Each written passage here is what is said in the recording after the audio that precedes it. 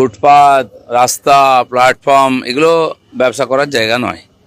তো সেগুলো যারা বসেছেন, যারা বসিয়েছেন সবাইকে বুঝতে হবে। চেঁচামেচি করে কোনো লাভ হবে না। সাধারণ মানুষ ট্যাক্স দেন, তাদের চলাফেরা করার অধিকার আছে। যে দোকান আছে তারা ট্যাক্স দেন, তার সামনে দোকান বসে গেছে। তো এগুলো তো ঠিক নয়। ফুটপাত পাওয়া যায় না কলকাতায়, একে ছোট রাস্তা, গাড়ি ঘোড়ার জাম, তারপর মানুষকে রিস্ক নিয়ে রাস্তায় হাঁটতে হয়। এগুলো পরিষ্কার করতে হবে, আর নিজের থেকে সরে গেলেই ভালো।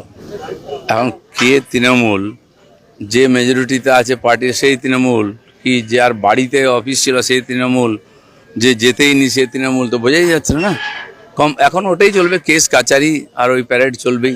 যে পার্টি অফিসই খালি হয়ে গেছে। তো লোকসভা বিধানসভায় বেশিরভাগ সদস্য চলে গেছেন, তো সেই পার্টির অস্তিত্ব আছে কি? বিনা অনুমতিতে অবৈধভাবে দলের নাম ব্যবহার করার জন্য পুলিশের কাছে ঋতব্রত শিবিরের বিরুদ্ধে প্রতারণা, চক্রান্ত, ভিত্তিহীন তথ্য, নথি প্রচারের অভিযোগ দায়ের করল মমতা শিবির।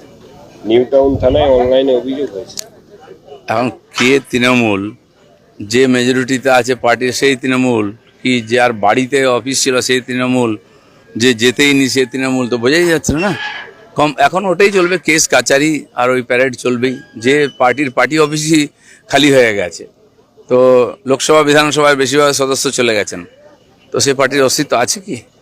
যদি সোমবার তো 5টি নতুন বিল বিধানসভায় আনতে চলেছে রাজ্য, তাহলে সরকার অভিন্ন দেওয়ানি বিল, বিধি বিল, গুন্ডা দমন সংক্রান্ত এবং সম্পত্তি বাজেয়াপ্ত ছাড়া আরো 2টি অনগ্রসর সম্প্রদায়ের জন্য বিল আনতে চলেছে রাজ্য সরকার। কি থাকছে?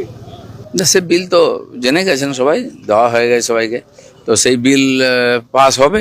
সরকার যেগুলো হয়নি, হওয়া উচিত, এরা অনেক কাজ আটকে আছে, আগে সেগুলো আমরা ঠিকঠাক করছি। বলছি, ফুটপাত দখল নিয়ে, হকারদের উচ্ছেদ নিয়ে তো বিজেপির একটা ভূমিকা ছিল, এবং বিজেপি সরকার আসার পরে কলকাতা পুরসভার টাউন ভেন্ডিং কমিটির মিটিংয়ে একাধিক গুরুত্বপূর্ণ সিদ্ধান্ত হয়েছে হকার উচ্ছেদ সহ নানা বিষয়। তো কলকাতা পুরসভার যে এলাকার রাস্তাঘাট থেকে হকারের জন্য হওয়ার সমস্যা থেকে কি মুক্তি হবে? ধীরে হবে সবই। ফুটপাত, রাস্তা, প্ল্যাটফর্ম এগুলো ব্যবসা করার জায়গা নয়। তো সেগুলো যারা বসেছেন, যারা বসিয়েছেন সবাইকে বুঝতে হবে। চেঁচামেচি করে কোনো লাভ হবে না। সাধারণ মানুষ ট্যাক্স দেন, তাদের চলাফেরা করার অধিকার আছে। যে দোকান আছে তারা ট্যাক্স দেন, তার সামনে দোকান বসে গেছে। তো এগুলো তো ঠিক নয়। ফুটপাত পাওয়া যায় না কলকাতায়, একে ছোট রাস্তা, গাড়ি ঘোড়ার জাম, তারপর মানুষকে রিস্ক নিয়ে রাস্তায় হাঁটতে হয়। এগুলো পরিষ্কার করতে হবে, আর নিজের থেকে সরে গেলেই ভালো।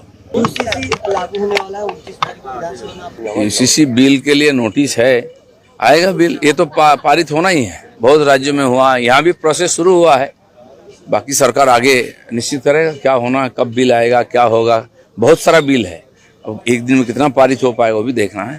नीट के बाद टेट का पेपर भी लीक हुआ है, इस पे आप क्या कहेंगे? मुंबई में, ठाणे में, यानी ये एक ट्रेडिशन देश का बन चुकी थी। अभी भी कुछ ना कुछ लीकेज होता है, तो सरकार को इसका ऊपर कड़ाई से स्टेप लेना